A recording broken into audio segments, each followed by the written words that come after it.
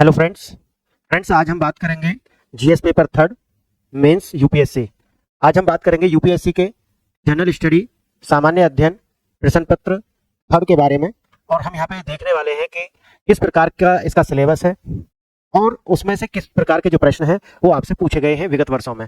Previous years के जो paper हैं वो हमने आपको दिखाने हैं और वहाँ से हम जो है ट्रेंड एनालिसिस करेंगे। प्रीवियस 2 लेक्चर्स आ चुके हैं इस पर, पेपर फर्स्ट का, वहाँ हमने एनालिसिस किया और साथ ही उसके जो पीवाईक्यूज थे वो हमने वहां पे देखे और मैंने आपको बताने का प्रयास किया कि क्या ट्रेंड रखता है यूपीएससी अपने एग्जाम का 2013 के बाद में, जब से सिलेबस चेंज हुआ है मेंस का, उसके बाद किस प्रकार के जो प्रश्न है वो पूछे जाते हैं, प्रश्नों के पूछने की शैली क्या है, क्या क्या परिवर्तन हुए हैं, वो सब बातें हम डिस्कशन कर चुके हैं। अब इसको आगे बढ़ाते हुए हम पहुंच गए हैं जीएस पेपर थर्ड पर, यानी कि तृतीय प्रश्न पत्र सामान्य अध्ययन। और यहाँ पर मैं आपको पहले सिलेबस दिखाऊंगा, तो मैं आज के जो एजेंडा है उस पर बात करता हूँ। टुडेज एजेंडा क्या है? पहला, UPSC syllabus GS paper third,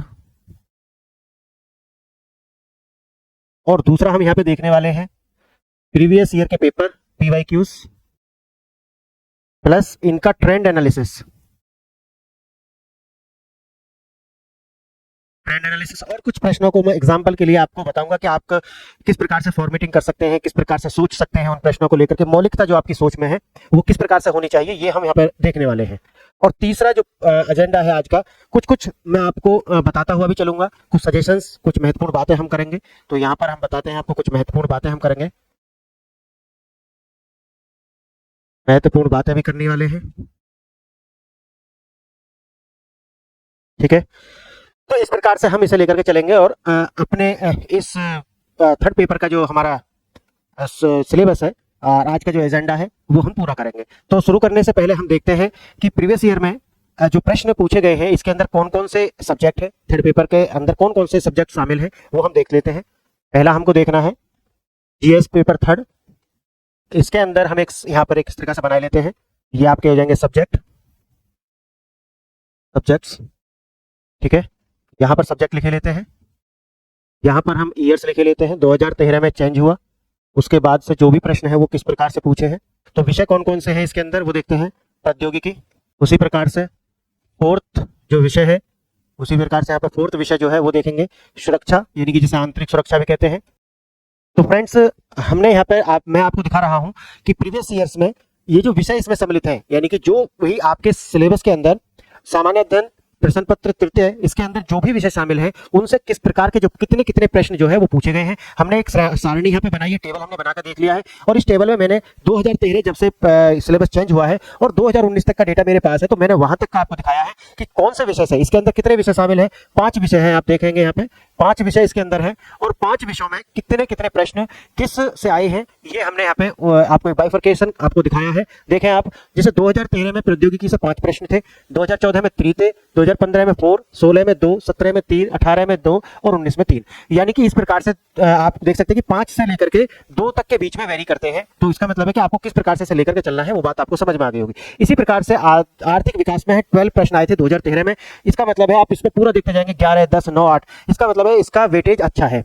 तो यहाँ पर हमें, अगर हम यहाँ वर्क करते हैं तो हमें ज्यादा फायदा रहने वाला है। तो हम एक ट्रेंड एनालिसिस करके देख रहे हैं कि हमें कौन से ऐसे विषय हैं इन 5 विषयों में से जहां ज्यादा हम गौर करें मेंस के अंदर, तब हमें ज्यादा मार्क्स फैच होंगे। नेक्स्ट देखना, जैव विविधता और पर्यावरण से 2, 2, 1, 1, 2, 2, यानी कि 4 से लेकर के 1 के बीच, 4 से लेकर के 1 के बीच जो प्रश्न है वो यहाँ पर आपको आए हैं। तो इस प्रकार से आप अपनी रणनीति बना सकते हैं कि मुझे कौन से ऐसे जो 5 विषय जो हमारे तृतीय प्रश्न पत्र में दिए गए हैं उनमें किसमें ज्यादा मेहनत करने की आवश्यकता है, तो वो आप बना सकते हैं।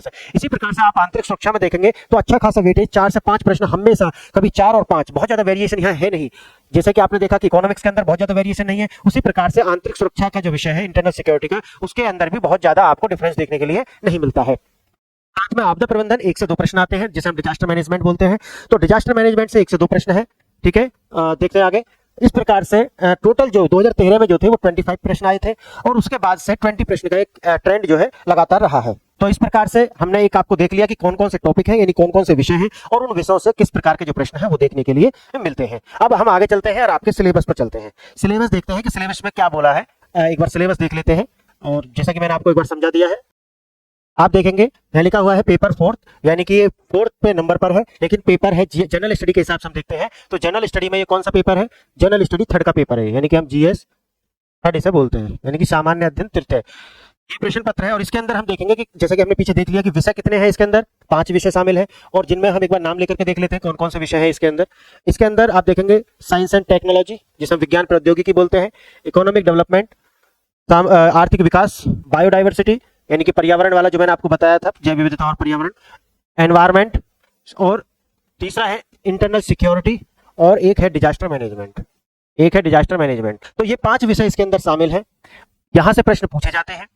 तो अब हमें क्या करना है, हम पहले देखेंगे आपका सब्जेक्ट वाइज कि पहले कितने पॉइंट हैं जो कि एक पार्टिकुलर विषय से जो कि इनमें दिए गए हैं आते हैं, फिर हम देखेंगे दूसरे से, फिर तीसरे से, फिर चौथे से, फिर पांचवे से। पॉइंट को हम अलग अलग बांट लेंगे कि टोटल 20 पॉइंट्स है इसके अंदर, हम एक बार गिने लेते हैं टोटल पॉइंट्स कितना है इसके अंदर, 20 पॉइंट्स है। जैसे कि हम ऐसे गिनेंगे 1 2, आप देखेंगे इसके अंदर कितने पॉइंट्स हैं, 20 पॉइंट्स हैं। अब ये 20 पॉइंट्स जो दिए गए हैं ये 5 विषय दिए गए हैं, तो हम इन 20 पॉइंट्स को देखेंगे कि 20 पॉइंट्स 5 विषयों के अंतर्गत किस प्रकार आते हैं, कौन से विषय में कितने पॉइंट्स सम्मिलित हैं इनमें से, अब हम ये देखेंगे। और इसी प्रकार से देख करके हम जाएंगे अपने पीवाईक्यूज पर और वहां देखेंगे कि इन पॉइंट से किस प्रकार के जो प्रश्न है वो पूछे गए हैं। एक आध प्रश्न मैं एग्जाम्पल के लिए आपको यहाँ पे बताऊंगा मौखिक रूप से कि आप किस प्रकार से सोच सकते हैं। वाकई प्रश्न आप देखेंगे कि जब आपका पेपर हो जाएगा प्रीलिम्स 28 मई को, उसके बाद एक पूरी सीरीज लेकर के आऊंगा मेंस के आंसर राइटिंग पर, ऐसे बहुत सारे ऐसे यहाँ पे मैं कराऊंगा। मेरा मानना है मैं 200 ऐसे में यहाँ पे आपको करा दूं, 200 ऐसे आप कर लेंगे एक बार, तो आप समझे कि पेपर में जाकर के किस तरीका से आप खेल करने वाले हैं। अगर 200 ऐसे, लोग कहते हैं 4 से 5 ऐसे आप कर लें, लेकिन मैं कहता हूं कि 200 ऐसे 200 ऐसे में यहाँ पे प्रैक्टिस कराऊंगा, पूरी सीरीज लेकर के आऊंगा। और मेंस के जो जीएस के पेपर हैं उनमें भी 1000 प्रश्न का मेरा टारगेट है कि 1000 प्रश्न मुझे कराने हैं। इसका मतलब है कि ऐसे और ये आपका जनरल स्टडीज के पेपर, और ऑप्शनल में दो प्रश्न पत्रों को हम लेकर के चलेंगे। वहां पर मेरे जो टारगेट है, क्योंकि मेरी अपनी प्रिपरेशन में मैंने 2 बार अपने जो ऑप्शनल है वो चेंज किया था। पहला बार मैंने लिया था आपका दर्शन शास्त्र, और बाद में मैंने अगले के लिए एक अटेम्प्ट के लिए मैंने फिर हिंदी साहित्य को बदल लिया था। तो इस प्रकार मेरा स्वाभाविक रूप से दोनों विषयों पर एक अच्छी खासी समझ है, तो उसका मैं जो भी मैं कर सकता हूं बच्चों के लिए, अगर हिंदी साहित्य एक बड़ा प्रिय विषय भी है और दर्शन दोनों ही मेरी रुचिकर विषय रहे हैं, तो वहां पर मैं जो कर सकता हूं वो भी मैं लेकर के आऊंगा, कुछ प्रश्न और कुछ थ्योरी मैं लेकर के आने वाला हूं। तो हम पूरी जो सीरीज है वो वहां पे देखेंगे, लेकिन कुछ एग्जांपल्स के लिए यहाँ पर भी हम प्रश्न देखने वाले हैं। तो अब चलते हैं हम अपने सिलेबस की ओर और देखते हैं कि पहले कितने पॉइंट्स हैं जो आते हैं एक पार्टिकुलर विषय के अंदर। देखते हैं जैसे Indian economy and issues relating to planning, mobilisation of the resources, growth and development, employment, इस तरीका से आप देखेंगे, and employment. Indian economy and issues relating to the planning, mobilisation of resources, growth, development and employment, यानी कि इसके अंदर आपको भारत की अर्थव्यवस्था से संबंधित उससे क्या क्या मुद्दे हैं उसमें शामिल, उनसे, और जो आपका प्लानिंग मोबिलाइजेशन यानी कि जो प्लानिंग से, यानी कि उनके रिलेटिंग टू प्लानिंग क्या प्लानिंग है उन्हें लेकर के, मोबिलाइजेशन ऑफ रिसोर्सेज का मोबिलाइजेशन किस तरीका से होता है वो, और ग्रोथ, डेवलपमेंट, इस प्रकार से जो भी प्रश्न फ्रेम किए जा सकते हैं वो देखेंगे कि किस प्रकार के प्रश्न आए हैं। अगर हम inclusive growth and issues relating to from it, यानी कि एक जो इंक्लूसिव ग्रोथ है, यानी कि सबको साथ लेकर के चल करके जो ग्रोथ होती है उसे हम बोलते हैं इंक्लूसिव ग्रोथ, यानी कि सभी का सहयोग हो उसमें, सभी का डेवलपमेंट भी हो, साथ ही साथ काम भी सब कर रहे हैं, सभी को बराबर रूप से, नहीं तो एक स्वाभाविक रूप से सामान्यतः उसकी योग्यता के अनुसार उसे मिले। यह इंक्लूसिव ग्रोथ, ऐसा ना हो कि कुछ वर्ग आगे बढ़ जाए और कुछ वर्ग जो है पीछे रह जाए, तो इस प्रकार से नहीं होना चाहिए। नेक्स्ट पे इशू देखेंगे हम गवर्नमेंट बजटिंग, यानी कि गवर्नमेंट बजटिंग का यहाँ पे है कि किसी खास समुदाय, खास जेंडर, खास वर्ग को लेकर के यदि गवर्नमेंट कुछ स्पेशल करती है बजट के अंदर, तो वो बजटिंग की फॉर्म में हम सामने लाते हैं। जैसे कि एक प्रश्न भी था इसके ऊपर, जेंडर बजटिंग शायद वो करके था, कुछ प्रश्न आया था, तो वो जो महिलाओं के लिए कुछ स्कीम्स गवर्नमेंट ऑफ इंडिया लेकर के आई थी और उसका प्रावधान किया गया था शायद 2013 या 12 के जो बजट था उसके अंदर, तो वहां से भी प्रश्न था। और ये वाला जो पॉइंट है ना बजटिंग, इसी से था, तो गवर्नमेंट की जो बजटिंग है उसके। नेक्स्ट देखेंगे major crops, cropping pattern in various parts of the country, different types of the irrigation and irrigating systems, storage, transport, marketing of the agriculture produce and issues of related, यानी कि इससे संबंधित, किससे संबंधित, यानी कि कौन कौन से भारत के अंदर ऐसी क्रॉप्स मतलब फसलें हैं कि जो बोई जाती हैं, उनके क्रॉपिंग पैटर्न कौन कौन से हैं, यानी खरीफ है आपका, जो आपका देखते होंगे रबी की क्रॉप्स है, खरीफ की क्रॉप्स है, जायद की क्रॉप्स है, इसी प्रकार से और भी क्रॉप्स है, तो उनका पैटर्न हमें देखना है, वो कब, उनका जो किस प्रकार से कंट्रीब्यूशन है, यानी कि जैसे आपको लिग्यूमिनस प्लांट्स जो होते हैं जैसे कि दाल है, चने हैं, इससे प्लस जो आपके ऑयली प्लांट्स होते हैं जिसमें मस्टर्ड है, सोयाबीन है, तो वो हम देखने वाले हैं कि वो किस प्रकार से, यहाँ प्रश्न जो पूछे जाएंगे वो उनसे पूछे जाएंगे। नेक्स्ट में क्या कह रहा है वो, डिफरेंट टाइप्स ऑफ इरिगेशन, यहाँ से प्रीलिम्स में भी प्रश्न आते हैं, ध्यान रखना। ये जो आपका 4th वाला पॉइंट है, यहाँ से प्रीलिम्स भी एक प्रिय टॉपिक रहा है, 2011 के बाद में प्रश्न पूछा, अभी हाल फिलहाल 2-3 वर्ष में तो बहुत ज्यादा प्रश्न सर बड़े अद्भुत टाइप के भी प्रश्न आते हैं, तो उनको हम देखेंगे कि किस प्रकार से वो हल किए जाते हैं। और इरिगेशन, कौन कौन से इरिगेशन सिस्टम है, जैसे कैनाल इरिगेशन है, ट्वेल इरिगेशन है, बहुत सारे फॉर्म ऑफ द इरिगेशन होते हैं, वो देखेंगे। Transport and marketing of the agricultural produces, ये इससे प्रश्न आते रहे हैं, क्योंकि जैसे किसान बिल लेकर के आई थी, जैसे हम फार्मर प्रोडक्ट प्रोड्यूस बिल, यानी कि जैसे हम सामान्य रूप से किसान बिल के रूप में जानते हैं, वो सरकार ने वापस लिए। तो भंडारण क्षमता किस प्रकार से है, ट्रांसपोर्टेशन किस प्रकार से होता है, अगर कहीं पे कोई क्रॉप हुआ है तो उसको मार्केट तक लाने के लिए, खेत से थाली तक लाने के लिए किस प्रकार की व्यवस्था है, कितना जो फल या हमारी जो सब्जी है वो खराब होकर के चली जाती है, तो वो सारा का सारा हम इसके अंदर आने वाला है। वो produce and issue related of it, e technology and aid of farmers, यानी कि जो फार्मर्स हैं उनके जो भी एग्रीकल्चर है उसमें ई टेक्नोलॉजी का, जैसे उदाहरण के लिए मैं आपको बताऊं, जैसे कि आपने देखा होगा कि किसानों की जो फसल होती है उसके अंदर कुछ कीड़े लग जाते हैं या कुछ पशु नुकसान करते हैं, तो क्या हम ड्रोन की सहायता से कुछ ऐसी व्यवस्था कर सकते हैं कि जो आपके जो इंसेक्ट लगने वाले हैं समय से पहले ही उनको रिकॉग्नाइज कर लिया जाए, उनके लिए कुछ इस तरीके की दवाई बना दी जाए कि जो विशेष टाइप के जो कीड़े हैं वो उसमें ना लगे। तो ई टेक्नोलॉजी और ड्रोन्स का हम प्रयोग करके जो एनिमल्स हैं उनको दूर रख सकते हैं। ये सारे के सारे ये टेक्नोलॉजी की फॉर्म्स है जो कि किसानों के लिए हम प्रयोग कर सकते हैं। तो वो सारे रिलेटेड इश्यूज यहाँ पे आते हैं और ये बहुत महत्वपूर्ण टॉपिक है यूपीएससी प्रीलिम्स के लिए भी और मेंस के लिए भी, तो प्रश्न यहाँ से आते रहे हैं। नेक्स्ट देखना, issue related to direct and indirect farm subsidies and minimum support prices, यानी कि एमएसपी और से यहाँ से प्रश्न आते हैं कि direct support government of India किस प्रकार को किसानों को प्रोवाइड कराती है। सरकार बहुत सारी स्कीम चलाई हुई है, सरकार ने, आप जानते होंगे, तो जिसमें किसानों को एक पार्टिकुलर अमाउंट दिया जाता है और उसके प्रश्न जो है यहाँ बनते हैं। एमएसपी, गवर्नमेंट ऑफ इंडिया जब भी फसल बोई जाती है तो उन्होंने कुछ पार्टिकुलर क्रॉप्स हैं जिनके लिए जो प्री क्रॉपिंग यानी कि बोने से पहले ही एक मिनिमम सपोर्ट प्राइस सरकार घोषित करती है कि अगर आपकी फसल को मार्केट में इससे नीचे अगर कोई खरीदता है तो उसे प्रोक्योर करने के लिए हम तैयार हैं। इसी प्रकार से आप यहाँ देखेंगे पब्लिक डिस्ट्रीब्यूशन सिस्टम आप जानते होंगे, भारत के अंदर जो राशन का सिस्टम है और वहां पर हम पीडीएस यानी कि पब्लिक डिस्ट्रीब्यूशन सिस्टम लागू होता है। लोगों को गेहूं, दाल, चने, आटा ये सब दिए जाते हैं, चावल, दाल, चीनी, ताकि जो गरीबी है, जो हमारे यहाँ पर माल न्यूट्रिशन की जो प्रॉब्लम है उसे हम एड्रेस कर सकें। तो जो भी आपका इसके अंदर जो समस्या है पीडीएस यानी कि पब्लिक डिस्ट्रीब्यूशन सिस्टम के अंदर जो जो खामियां हैं वो हम यहाँ पर देखेंगे, ये रिलेटेड इससे इश्यूज आते हैं। ऑब्जेक्टिव क्या है इसके, फंक्शनिंग, जैसे मैंने आपको बताया ऑब्जेक्टिव्स क्या है, फंक्शनिंग किस प्रकार होती है। आप जानते होंगे कि प्रोक्योरमेंट जो है वो करते हैं हमारी सेंटर, और रखने के लिए जगह है नहीं उनके पास में, तो फिर वो कहाँ करते हैं, वो लोग जो राज्य सरकारें होती हैं उनको कुछ पैसे देते हैं और उनके यहाँ स्टोर करते हैं। अब राज्य सरकार जो होती है उनके पास भी क्या है, उनके पास भी स्टोरेज सुविधा है नहीं। आप जानते होंगे कि आपने सुना होगा कि सरकार का इतना सारा गेहूं चूहे खा गए, ये सुना है आपने। तो इस प्रकार से प्रोक्योरमेंट तो कर लिया, लेकिन उसको स्टोर करने के लिए हमारे पास में जो कोल्ड स्टोरेज है या स्टोरेज व्यवस्था है नहीं, जिसको हम कहते हैं कि आपको किसानों के लिए व्यवस्था करनी होगी पूरी तरीके से, ताकि हम जो है हमारा जो अनाज है वो बेकार ना जाए और सही से हम उसका यूटिलाइजेशन कर पाए। इसे लेकर के आप इससे रिलेटेड बहुत सारे इश्यूज हैं, हम वो देखने वाले हैं आगे।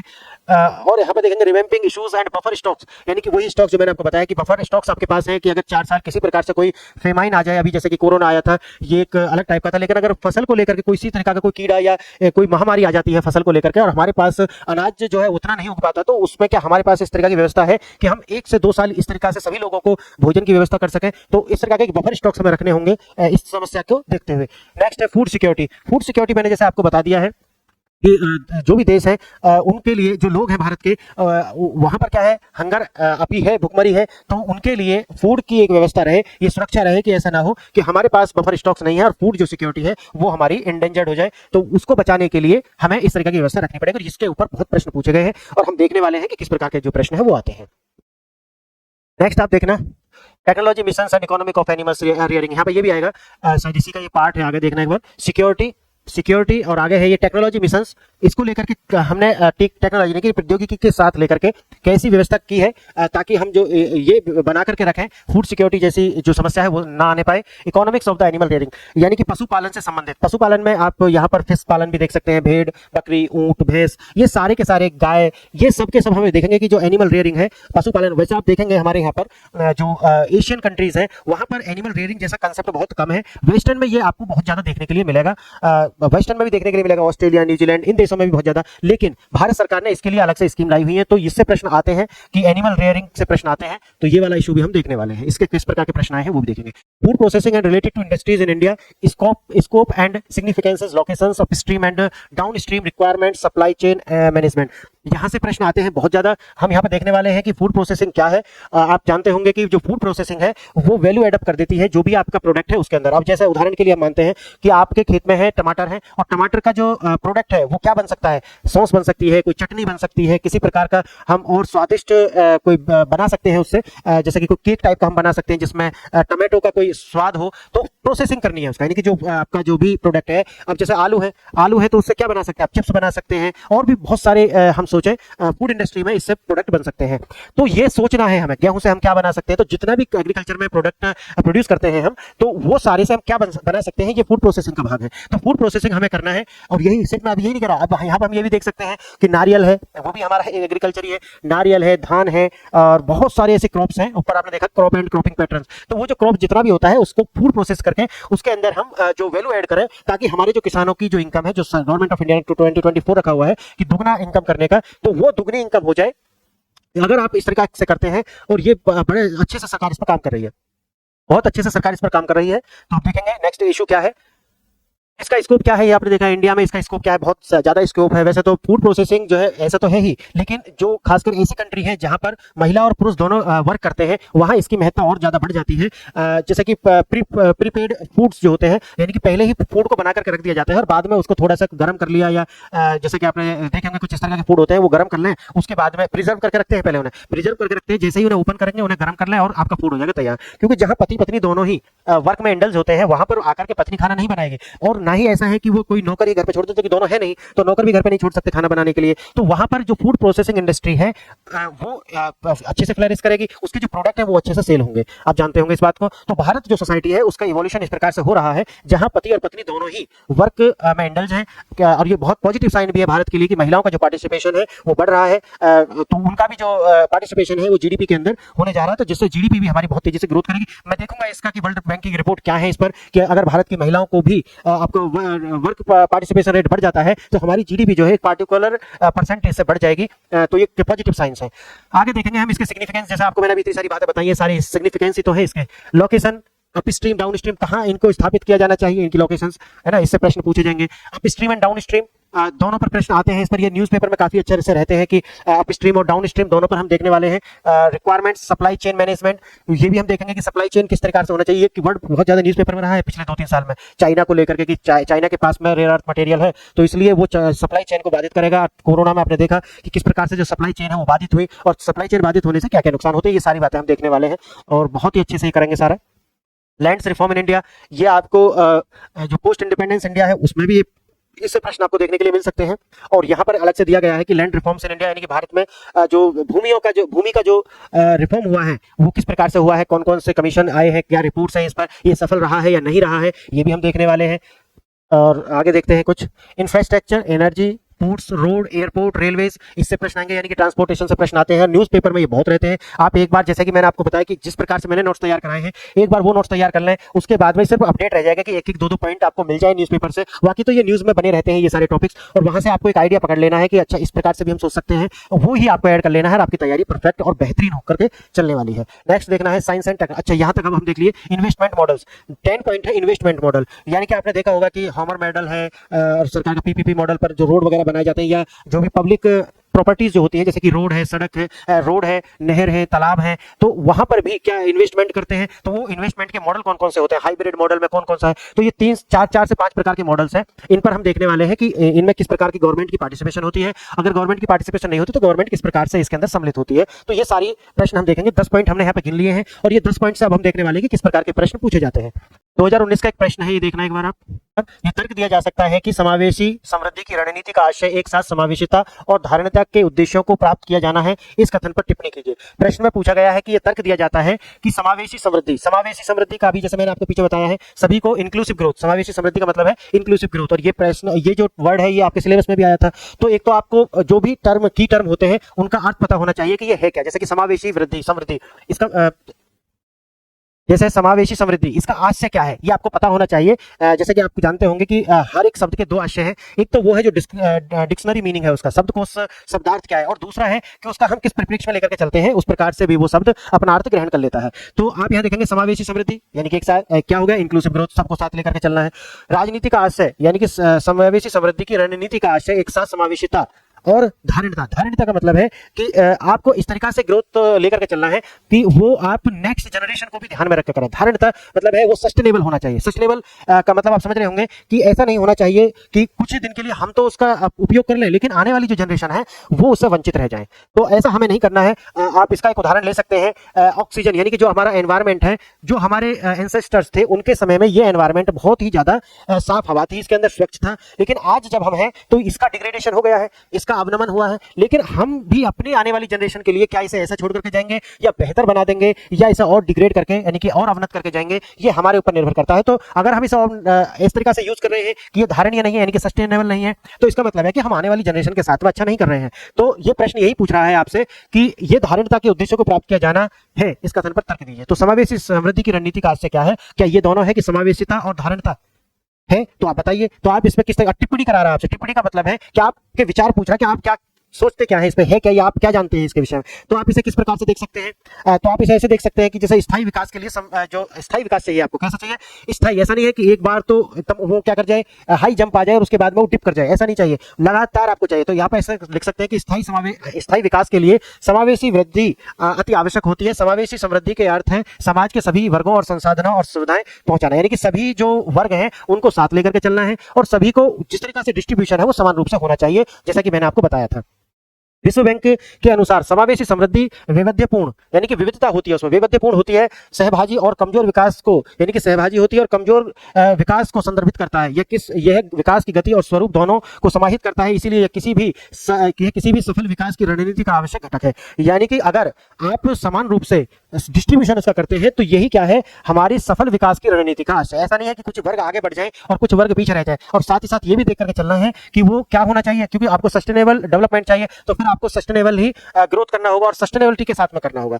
आगे आप इस तरीके से और लिख सकते हैं कि समावेशी विकास की अवधारणा काफी व्यापक और बहुआयामी है। इसका मतलब है कि आप उसे एकांगी रूप से नहीं देख सकते, उसके बहुत सारे और भी लिम्स हैं, यानी कि और भी उसके बहुत सारे भाग हैं या बहुत सारे पार्ट्स कह सकते हैं, अलग अलग पार्ट्स उसके और भी हैं। तो वो क्या है, बहुआयामी है, आयाम बहुत सारे हैं उसके। समावेशी विकास में समतामूलक विकास, समतामूलक मतलब है सभी के लिए, जैसे वो समावेशी है ना, तो समतामूलक भी सेम ही है, वही है इसका मतलब भी। तो समतामूलक विकास, संतुलित क्षेत्रीय विकास और समग्र आर्थिक विकास पर ध्यान दिया जाता है। समग्र आर्थिक विकास का मतलब समझ रहे हैं ना आप?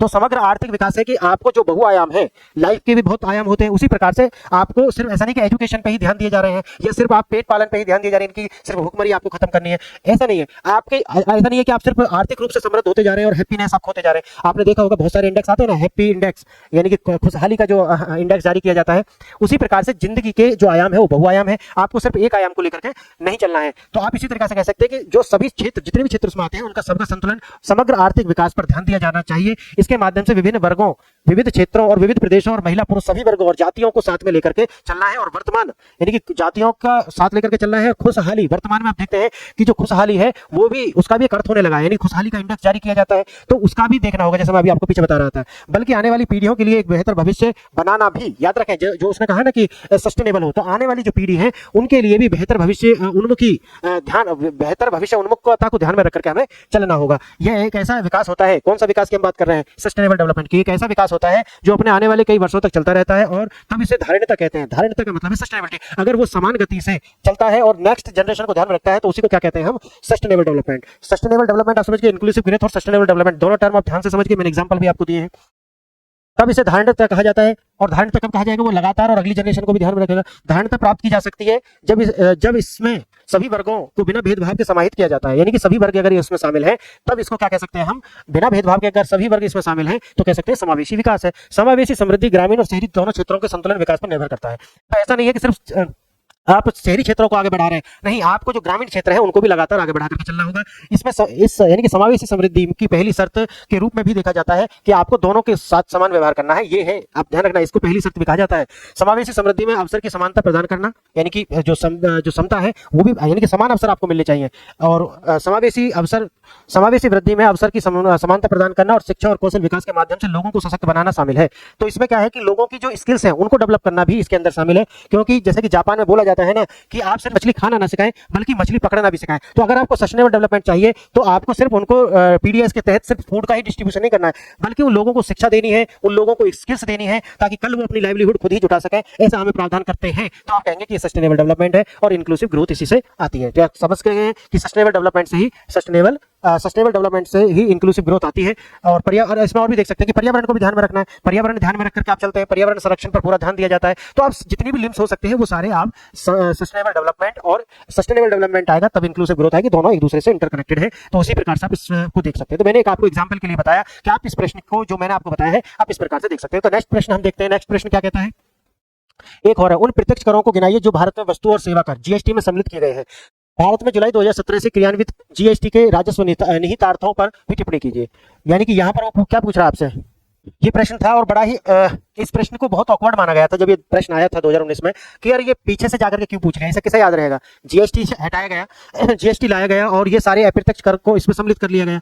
तो ये पुराना प्रश्न हो गया था, तो लोगों को उम्मीद नहीं थी कि इस प्रकार का जो प्रश्न है आ सकता है, लेकिन ये गूगली आप कह सकते हैं अचानक से कुछ नया। लेकिन इसमें पूछा गया है उन अप्रत्यक्ष करों को गिनाइए जो भारत में वस्तु और सेवा कर जीएसटी के अंदर सम्मिलित किए गए। यहाँ तक तो आसान है क्योंकि इतनी मोटी मोटी बातें तो हमें याद रहती हैं।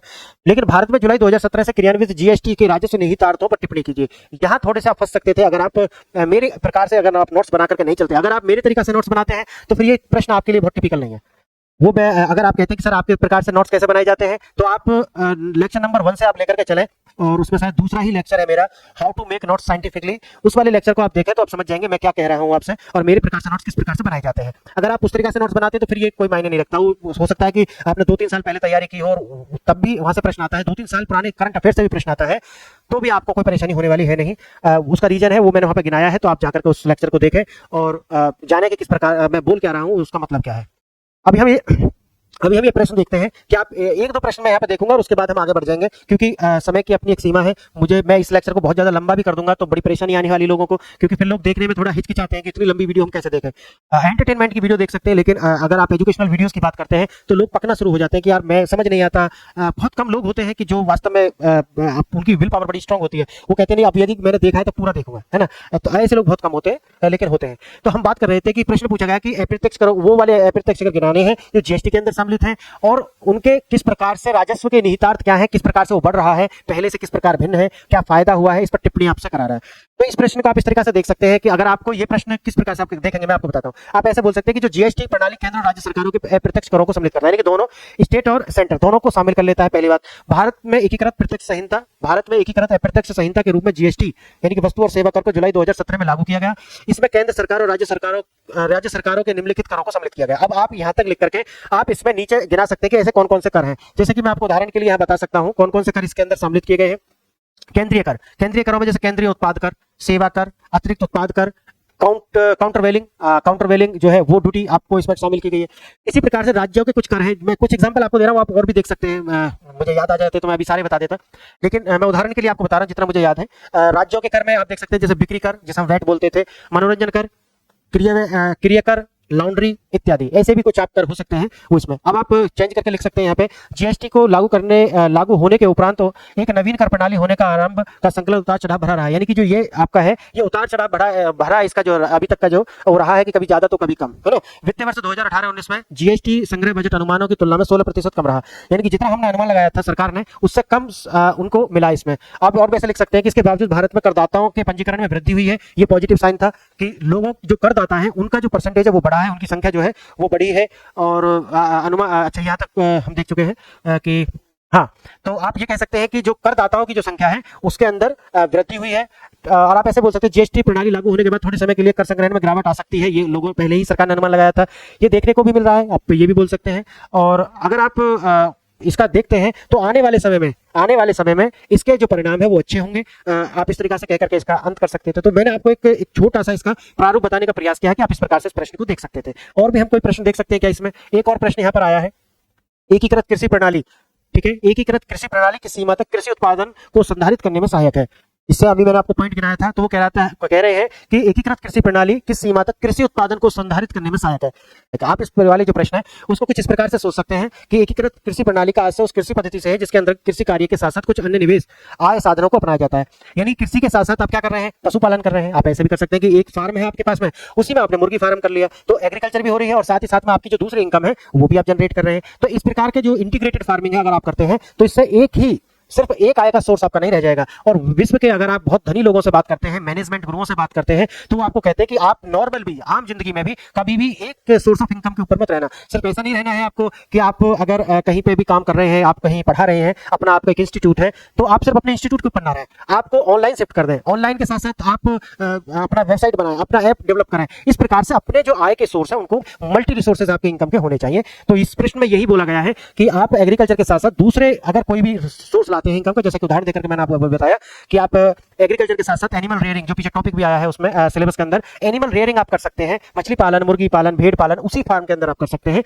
और आप इसमें इस तरह से लिखा सकते हैं कि जैसे मैंने आपको बताया बागवानी के साथ साथ आप पशुपालन, मधुमक्खी पालन, इस प्रकार से आप यहाँ करें। तो इससे आपका क्या होगा कि आय के जो सोर्स है वो बढ़ जाएंगे, डाइवर्सिटी आ जाएगी। और भी आप एकीकृत कृषि प्रणाली में निम्नलिखित प्रकार से आप देख सकते हैं, जैसे मैं आपको बताऊं, पहला, जैविक उर्वरकों का प्रयोग को बढ़ावा देकर कृषि में उत्पादकता बढ़ाना और साथ ही फसलों की लागत प्रभावी बनाना। यानी कि अगर आप एग्रीकल्चर में ऑर्गेनिक एग्रीकल्चर पे जाते हैं, तो जहां पर आपके जो एनिमल का जो आपका डेफिकेशन होता है, वही आप एक्सक्रीटा जैसे हम बोलते हैं, उस एक्सक्रीटा को आप यूज कर सकते हैं एज अ खाद, है ना, एज अ खाद पदार्थ आप उसको यूज कर सकते हैं खेत में, तो वो खाद आप डाल सकते हैं। और दूसरा, कृषि संबंधित, अच्छा, ये डालने से क्या होगा कि जो आपका जो केमिकल आधारित एग्रीकल्चर है वो डिग्रेड करती है आपकी सॉइल को, एक आप उससे बचेंगे। दूसरा, आपका कॉस्ट इफेक्टिव एग्रीकल्चर हो जाएगा। तो कॉस्ट इफेक्टिव होगा तो इसका मतलब जितना कॉस्ट आपका इन्वेस्टमेंट कम होगा, उससे आपका जो लाभ है वो बढ़ जाएगा। तो इस प्रकार से दूसरा, कृषि संबंधित अन्य उद्यमों किसानों के लिए अतिरिक्त आय का सृजन कर सकते हैं, ये मैंने अभी बताया है। और कृषि से अलग उद्यमों के माध्यम से रोजगार के अतिरिक्त अवसर, यानी कि अगर आप कृषि से संबंधित कुछ और भी करते हैं, उसके साथ में दूसरा कोई व्यवसाय करते हैं जैसे एनिमल रियरिंग, तो वहां आप बहुत सारे अपने जो परिवार के लोग हैं उनको भी लगा सकते हैं। तो इससे क्या है कि उनको रोजगार भी मिल जाएगा। इसी तरह से सह उत्पादन या प्रणाली उपयोग की सुनिश्चितता होती है, यानी कि आप कुछ भी कर रहे हैं उससे आपके जो इनकम के सोर्स है वो डाइवर्ज होंगे। जो भी धन है आपका वो निरंतर आपके पास आएगा। दूध बिकेगा, मुर्गी पालन करेंगे तो अंडा बिकेंगे, मधुमक्खी पालन करेंगे तो शहद बिकेगा। तो इस प्रकार से आप इसे देख सकते हैं। मैंने आपको सिर्फ एक एग्जाम्पल बताया है, आप इसे अपने तरीका से और देख लें, ठीक है। तो मैंने कुछ प्रश्न आपको यहाँ पर लेकर के बताया, मैं कुछ प्रश्न आपके लिए पढ़ता हुआ जा रहा हूँ, अब देखना इसे। गत वर्षों में कुछ विशेष फसलों पर जोर में सस्यन पैटर्नों में किस प्रकार के परिवर्तन ला दिए हैं? मोटे अनाज यानी कि जो मिलेट्स होते हैं के उत्पादन और उपभोग पर बल को विस्तार पूर्वक स्पष्ट कीजिए। बहुत ही अच्छा प्रश्न है, तब यहाँ कराने वाले हैं, क्योंकि मैं इस वाले लेक्चर में चाहूँ तो बहुत सारे प्रश्न मेरा भी मन है कि मैं आपके साथ डिस्कशन करूं, लेकिन मैंने जैसा आपको बताया कि समय की अपनी एक सीमा है, तो उसके अंदर रहते हुए ही हमें 1 घंटा या अप्रोक्सीमेट 1 आवर्स के अंदर ये खत्म करना होता है लेक्चर। तो इसमें इतने सारे पॉइंट, उसके साथ में सिलेबस भी और उसके साथ में पीवाईक्यूज भी साथ में लेकर के अगर चलते हैं तो बहुत लंबा वीडियो हो जाएगा। मैं फिर भी अपनी ओर से बहुत संक्षिप्त करता हूं और आपको समझाना भी होता है, ऐसा नहीं है मैं आप सिर्फ बोलता चला जाऊं मशीन की तरह, तो फिर आपको कोई फायदा होना नहीं है जब तक मैं आपको एग्जांपल नहीं दूंगा। यहाँ पर देखना है न्यूनतम समर्थन मूल्य, जो मैंने आपको बताया था, अभी इससे आप क्या समझते हैं, और न्यूनतम समर्थन मूल्य कृषकों को निम्न आय किस प्रकार से बचाव करेगी, ठीक है। तो जो आय है उनका जो एग्रीकल्चर वो करते हैं, जैसे मैंने आपको बताया कि बोने से पहले ही एक सरकार घोषित कर देती है उनके लिए मिनिमम सपोर्ट प्राइस, ताकि आपकी फसल इससे कम जो मंडियों में ना बिके, कोई आपकी इससे नीचे खरीदता है तो हम प्रिक्योरमेंट करने के लिए तैयार है। उससे संबंधित समस्या मैंने अभी आपको पीछे बताई है। तो ये प्रश्न आप देख लेना एक बार। जल उपभोग दक्षता से आप क्या समझते हैं? जल उपभोग दक्षता को बढ़ाने में सूक्ष्म सिंचाई की भूमिका का वर्णन कीजिए। बहुत अच्छा प्रश्न है और मेरे अकॉर्डिंग आप चलते हैं नोट्स बना करके, तो आपको ये प्रश्न इतने सुंदर आप लिख पाएंगे। ऐसा नहीं है कि जब एग्जाम हॉल में आप जाएंगे वहां ब्लैंक हो जाएंगे और फिर अपने हिसाब से लिखना शुरू कर देंगे, नहीं, आपके पास में, क्योंकि आप 500 बार पढ़ चुके होंगे, वही जो आपने लिखा है रिवीजन आपका 500 बार हो जाएगा, तो आपको सोते समय भी कोई पूछेगा ना तो तुरंत आप बता देंगे, प्रश्न लिख देंगे आप 200-250 शब्द का। तो मैं चाहता हूं कि उस तरीके की प्रैक्टिस होनी चाहिए। Practice makes a perfect man, ये वाली जो कहावत है, जो अभ्यास है व्यक्ति को पूर्ण बनाता है। अगर आप व्यक्ति हैं और पूर्ण होना चाहते हैं, निपुण होना चाहते हैं, तो आपको अभ्यास की जरूरत है। 500 किताबें इकट्ठी नहीं करनी है, 500 न्यूज़पेपर का ढेर नहीं लगा लेना है। कलेक्टर बनना है या फिर कलेक्टर बनना है, आपके ऊपर है। कलेक्टर मेरे अकॉर्डिंग तो होते हैं लोक प्रशासनिक अधिकारी, और कलेक्टर जो आप अभी कर रहे होंगे और जो कोचिंग वाले करा रहे हैं वो होता है एकत्र करने वाला, यानी कि वस्तुओं का संग्रहण। तो संग्रहणकर्ता बनना है या फिर आपको लोक प्रशासनिक अधिकारी बनना है, यह आपका चुनाव है। और ये ध्यान रखना, जो आप चुनाव करते हैं वही आप हो जाते हैं। तो जो आप आज चुनाव करेंगे, आप आने वाले टाइम में उसकी परिणति है वो आपके भविष्य में हो जाने वाली है। तो ध्यान से चुनाव करें। सिर्फ ये गुरुजी अच्छे लगते हैं और उस दिल कहता है, दिल मानता नहीं है, दिल बच्चा है, तो इन बातों में ना पड़े, क्योंकि आज के जो मजे हैं कल बड़ा दिक्कत देने वाले हैं। इसलिए इस चैनल को सब्सक्राइब कर लें और भविष्य उन्मुख हो जाए, भविष्य में प्रोफेशनल हो। हमेशा ध्यान रखें, अगर आप स्टूडेंट हैं तो प्रोफेशनल पर ध्यान दें, एक स्टूडेंट की तरह रहना है, अनुशासन में रहना है, लगातार अपने आप को आगे बढ़ाना है। और ये नहीं है कि सर अच्छे लगते हैं इसलिए हम उनका वीडियो देखेंगे ही देखेंगे, चाहे वीडियो आपके सिलेबस से आपके आने वाले एग्जाम में काम आए या नहीं आए, क्योंकि आपको ऐसा लगता है कि सिलेबस पढ़ना नहीं है, पेपर देखने नहीं है, तो आपको ऐसा लगता है कि नहीं जो ये पढ़ा रहे होंगे वो सही तो पढ़ा रहे हैं, जहाँ ये लेके जा रहे हैं, अरे भाई वो कहीं नहीं लेके जा रहे, वो सिर्फ अपने आप को। इस दुनिया में ध्यान रखना कि बहुत कम लोग ऐसे होते हैं कि जो सिर्फ आपके भी लिए सोचते हैं और अपने भी लिए सोचते हैं, नहीं तो 99.99% लोग होते हैं जो सिर्फ अपने विषय में सोचते हैं। तो ये सब भी ध्यान में रख लेना है। ये नहीं कि हमें पता नहीं था, उससे कुछ होता नहीं है। कल को आप कहें कि हमें पता नहीं था कि ऐसा भी होता है, तो हाँ ऐसा होता है, मैं आपको बता रहा हूँ। तो ये प्रश्न आप देख लेंगे। अब हम दोबारा से चलते हैं और ये पीडीएफ आपको, ये सारी पीडीएफ मिल जाने वाली है जो मैं आज पढ़ा रहा हूँ। हमारी एक वेबसाइट है, मेरी वेबसाइट है www.onlyiespch.com। ये मेरी वेबसाइट है। हमारी ऐप भी है एक, प्ले स्टोर से जाकर के उसे डाउनलोड कर लेना, ओनली IAS PCS। ये हमारी ऐप है, इसे जाकर के डाउनलोड कर लेना। जितने भी मैं रिसोर्सेज प्रोवाइड कराऊंगा, आप मेरी पिछली वीडियोस में देखेंगे तो मैंने आपसे बोला है मैं रिसोर्सेज आपको बहुत ज्यादा प्रोवाइड कराने वाला नहीं हूँ। मेरा यहाँ पे उद्देश्य आपको कलेक्टर बनाना है, ना कि कलेक्टर। तो आप देख लेना कि बहुत ही कम, यानी कि मैं हमेशा कैसा रहूंगा, संक्षिप्त और सारगर्भित, दो ही बातों पे मेरा ध्यान है। संक्षिप्त रहेंगे, कंसाइज रहेंगे, और आपको हमेशा सारगर्भितता पे यानी कि मीनिंगफुल रहेंगे, हमेशा सारगर्भितता पे और संक्षिप्त रहने का प्रयास हमारा है, और वही रहेगा, और वही आपकी सफलता की कुंजी भी है। देखते हैं हम आगे। ये आप जो PDF है आपको इन दोनों प्लेटफॉर्म्स पर मिल जाएगी, आप वहां से जाकर के डाउनलोड कर लेना। और बाकी तो पूरा जो हम लेकर के आने वाले हैं वो मैंने आपको अपना प्रोजेक्ट बताया है कि वो मैं लेकर के आऊंगा, और बड़े अच्छे से हम करने वाले हैं सारा कुछ। अब नेक्स्ट पर हम चलते हैं। पहले सिलेबस देखते हैं, नेक्स्ट का सिलेबस क्या है। यहाँ तक हमने 10 पॉइंट्स देख लिए थे, 10 पॉइंट्स तो इकोनॉमिक्स के थे। अब हम आगे देखते हैं कि किस किस के पॉइंट्स अभी बाकी हैं। देखना एक बार, science and technology development and their applications and effects in the everyday life.